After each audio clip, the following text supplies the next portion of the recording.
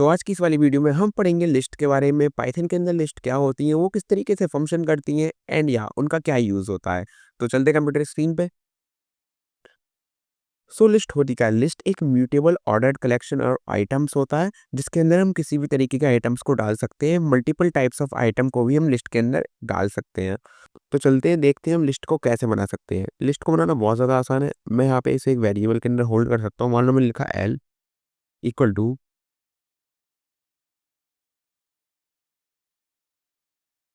1,4,5,6,8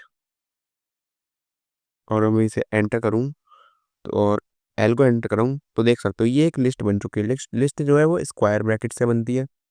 जो लिस्ट होती है वो हम स्क्वायर ब्रैकेट के अंदर कोई भी आइटम लिख के बना सकते हैं। इसके अंदर मैं मल्टीपल टाइप्स ऑफ आइटम भी डाल सकता हूँ। मतलब क्या है इसका, देखो जो है मैं लिखूँ एल इक्वल टू, अब की बार यहाँ पे 1 3 और यहाँ पे लिख दूँ मैं स्ट्रिंग लिख दूँ एक, और स्ट्रिंग के अंदर लिख दूँ ए ऐसे। तो क्या चलेगा? हाँ, ये चलेगा। इसका मतलब हम लिस्ट के अंदर जो है मल्टीपल टाइप्स ऑफ आइटम को भी इंसर्ट करा सकते हैं। एंड या अब बात करते हैं लिस्ट म्यूटेबल क्या होती है। वो म्यूटेबिलिटी का मतलब है हम लिस्ट को चेंज कर सकते हैं। मान लो मैं लिखूँ एल ऑफ ज़ीरो, मतलब ज़ीरो इंडेक्स पे जो लिस्ट का आइटम है उसको कर दो 5। तो अगर अब मैं एल को प्रिंट कराऊँ तो देख सकते हो पहले यहाँ पे 1 था और अब क्या हो चुका है, यहाँ पे 5 हो चुका है। मतलब क्या है, लिस्ट जो है वो चेंज हो चुकी है। इसी को कहते हैं म्यूटेबिलिटी। हम ओरिजिनल लिस्ट के अंदर चेंजेस कर सकते हैं। एंड 90% ऑफ द लिस्ट के जो हम फंक्शन होते हैं, प्री डिफाइंड फंक्शन होते हैं, उनका जो भी यूज़ करते हैं वो क्या करते हैं, ओरिजिनल वाली लिस्ट को चेंज करते हैं, ना कि एक न्यू लिस्ट रिटर्न करते हैं। सो या यहाँ पे देखते हैं पाइथन के कुछ फेमस लिस्ट फंक्शन, लिस्ट के मेथड जो भी है। तो देखते हैं एडिंग एलिमेंट। अगर मैं लिखूँ यहाँ पे एल एल डॉट अपेंड, और इसके अंदर अगर मान लो मैं लिख दूँ 8, ओ सॉरी, और अब मैं एल को प्रिंट कराऊँ तो देख सकते हैं इसके अंदर 8 कोड ने अपेंड कर दिया है। अगला फंक्शन देखते हैं वो है इंसर्ट। इंसर्ट क्या करता है, मान लो मैं लिखूँ एल,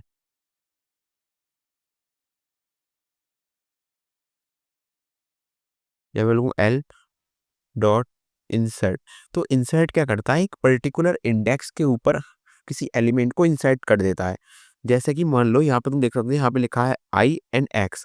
तो पहला जो आर्गुमेंट हम पास करते हैं, यहाँ पे पहला आर्गुमेंट पास करते हैं हमें किस इंडेक्स पर एलिमेंट को इंसर्ट कराना है।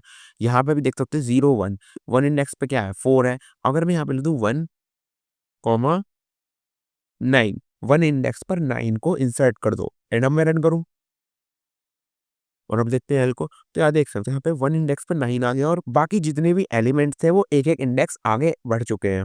देखो यहाँ पे पहले 4 जो था वो 1 इंडेक्स पे था, अब क्या है 4 2 इंडेक्स पे आ चुका है। ए ऐसे पहले 2 इंडेक्स पे था, अब ए ऐसे 3rd इंडेक्स पे आ चुका है। इस तरीके से 8 पहले 3rd इंडेक्स पे था, अब 8 जो है वो 4 इंडेक्स पे आ चुका है। इस तरीके से काम करता है इंसर्ट फंक्शन। आगे देखते हैं एक्सटेंड। एक्सटेंड क्या करता है, मान लो मेरे पास यहाँ पे 2 लिस्ट है, L1, L1 के अंदर है 1, 2, 3, और यहाँ पे L2, L2 के अंदर है 4, 5, 6। और मैं लिखूँगा यहाँ पे L1 डॉट एक्सटेंड L2, और अब मैं L1 को चेक करूँ तो देख सकते हो L1 के अंदर में L2 के भी जितने एलिमेंट्स थे वो एक्सटेंड हो चुके हैं लास्ट से। तो एक्सटेंड यही करता है, हम जिस लिस्ट पे लगाते हैं एक्सटेंड मेथड को, एंड एक्सटेंड मेथड के अंदर एक दूसरी लिस्ट को प्रोवाइड करते हैं। सो जो दूसरी लिस्ट होती है उसके सारे एलिमेंट जो है पहली लिस्ट के एंड में अपेंड हो जाते हैं, यही एक्सटेंड करता है। और ये ओरिजिनल लिस्ट को ही चेंज कर रहा है। यहाँ पे देख सकते हो मैं L1 को प्रिंट करा रहा हूँ। ऐसा नहीं है कि एक्सटेंड मेथड लगाने के बाद एक नई लिस्ट रिटर्न हो रही है, नहीं, इनने पुरानी जो L1 लिस्ट थी उसके अंदर ही ये सबको इस सबको अपेंड कर दिया। इसको कहते हैं म्यूटेबिलिटी।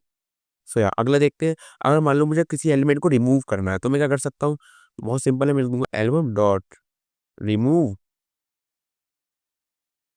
और यहाँ पे मान लो मैं 3 को रिमूव कर दूँ। अब मैं L1 को प्रिंट करूँ तो 3 गायब हो चुका है। ये क्या कर रहा है, ये भी ओरिजिनल जो लिस्ट है उसी को चेंज कर रहा है।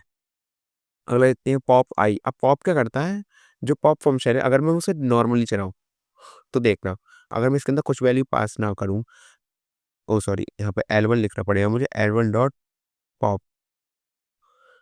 तो L1 डॉट पॉप 6 वो लास्ट से जो भी एलिमेंट होगा उसको पॉप कर देगा, उसको लिस्ट से निकाल देगा। अब मैं यहाँ पे L1 प्रिंट करके देखता हूँ, L1 से यहाँ पे लास्ट से वो हटा दिया। लेकिन अगर मैं लिखूँ L1 डॉट पॉप और यहाँ पे मैं इंडेक्स दे दूँ 1, तो देख सकते हो इसने पर्टिकुलर इंडेक्स पे जो एलिमेंट था उसे पॉप कर दिया। अगर मैं पॉप के अंदर कोई भी इंडेक्स नहीं दूँगा तो ये लास्ट इंडेक्स वाले एलिमेंट को पॉप कर देगा लिस्ट में से। लेकिन अगर मैं इसके अंदर जो भी इंडेक्स प्रोवाइड कर दूँगा ये पर्टिकुलर उस इंडेक्स के ही एलिमेंट को पॉप करेगा। अगला फंक्शन देखते हैं, अगला है क्लियर। क्लियर क्या करता है? नाम से ही इसे तुम समझ गए होंगे। जो क्लियर फंक्शन है वो सारे ही जो भी एलिमेंट है उन सबको क्लियर कर देगा। अब मैं देखूँ L1 को तो L1 के अंदर अब कुछ भी नहीं बचा है। L1 एक एम्प्टी लिस्ट बन चुका है क्योंकि इसके सारे जो भी एलिमेंट्स थे वो हमने उड़ा दिए भाई, क्लियर कर दिए। तो ये तो हो गया ऐड कैसे करते हैं हम एलिमेंट्स को, रिमूव किस-किस तरीके से कर सकते हैं। अब देखते हैं हम सर्च किस तरीके से कर सकते हैं। सर्च के भी 2 मेथड है, एक इंडेक्स पाइस्ट। अगर मैं मान लो दोबारा से इसे रन करता हूँ यहाँ पे, अब L1 के अंदर आ गई होगी वैल्यू। अब देखते हैं L1 ओके, हमें शायद दोबारा बनानी चाहिए L1 को 4, 5, 7 एंड 8 ओके। सो या L1 या 4, 5, 7, 8 आ चुके हैं L1 के अंदर। तो अब मैं यहाँ पे लिखूँ L1 डॉट इंडेक्स और इसके अंदर मैं 7 पास कर दूँ, तो क्या देगा मुझे 7 का इंडेक्स दे देगा। मैं किसी भी एलिमेंट के इंडेक्स को निकाल सकता हूँ, किस तरीके से उस एलिमेंट को पास कर दूँ डॉट इंडेक्स मेथड के अंदर। एंड यहाँ पे मैं ये भी कर सकता हूँ L1 डॉट काउंट। अब मैं यहाँ पे 7 दूँगा तो क्या आएगा? यहाँ पे 1 आएगा। ये क्या करता है, एक पर्टिकुलर एलिमेंट को काउंट कर देता है लिस्ट के अंदर वो कितनी बार आया है। यहाँ पे मैं मान लो 2-3 बार 7 लिख दूँ, एक और बार, एक और बार, एक और बार, यहाँ पे भी। एंड अब इसे रन करके देखते हैं।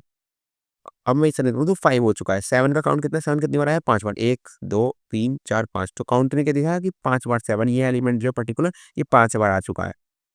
अगला देखते हैं, आगे हम करते हैं सॉर्टिंग एंड रिवर्सिंग भी कर सकते हैं हम किसी भी लिस्ट को। अगर मैं लिख दूँ यहाँ पे L1 dot sort, sorry L1 dot sort और L1 को प्रिंट करूँ, L1 को प्रिंट करूँ, तो सारे जो भी एलिमेंट थे L1 के उसने इसे सॉर्ट कर दिया। डॉट सॉर्ट मेथड ने ओरिजिनल जो लिस्ट थी उसी को सॉर्ट कर दिया है। इस तरीके से एक और होता है जो कि था रिवर्स। अब रिवर्स को देखते हैं, रिवर्स क्या करता है? Dot reverse. अब मैं L1 को प्रिंट कराऊँ तो देख सकते हो इसने जो सॉर्टेड लिस्ट थी उसे रिवर्स कर दिया बस। जो पहले असेंडिंग ऑर्डर में थी अब उसे डिसेंडिंग ऑर्डर में कर दिया। ये क्या करता है? ये रिवर्स फंक्शन करता है। ओके, ये तुम्हें अच्छे से समझ में आ गया कि हम कैसे ऐड कर सकते हैं, रिमूव कर सकते हैं, सर्च कर सकते हैं, सॉर्टिंग या रिवर्सिंग कर सकते हैं। बहुत ईज़ी है। तो मान लो मुझे अब किसी लिस्ट की लेंथ निकालनी है तो मैं क्या कर सकता हूँ? एक फंक्शन है, मेथड है लेन, LEN और इसके अंदर मैं क्या करूँगा? लिस्ट को पास कर दूँगा L1।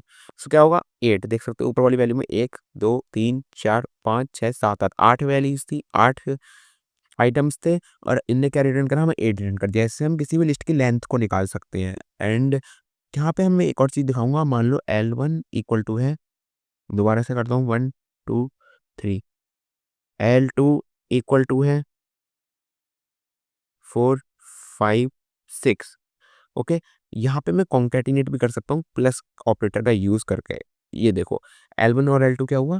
कॉन्कैटिनेट हो गए। लेकिन यहाँ पे कोई भी जो भी लिस्ट थी उसके अंदर कोई भी चेंजेस नहीं हुए हैं। अगर मैं L1 को प्रिंट कराऊँ तो एज़ इट इज़ है, L2 को प्रिंट कराऊँ वो भी एज़ इट इज़ है। मतलब इसने जो है कॉन्कैटि अगर हम किन्हीं 2 लिस्ट को या 2 से ज़्यादा लिस्ट हैं उनको प्लस ऑपरेशन से कॉन्कैटिनेट करेंगे तो वो एक न्यू लिस्ट हमें प्रोवाइड करेगा। इसको हम स्टोर कर सकते हैं L3 में, या अब मैं हूँ L3 के अंदर, तो L3 के अंदर हमें सारे जो आइटम है वो न्यू लिस्ट जो है, तो L3 के अंदर सारे जो आइटम है हमें न्यू लिस्ट जो है वो मिल जाएगी।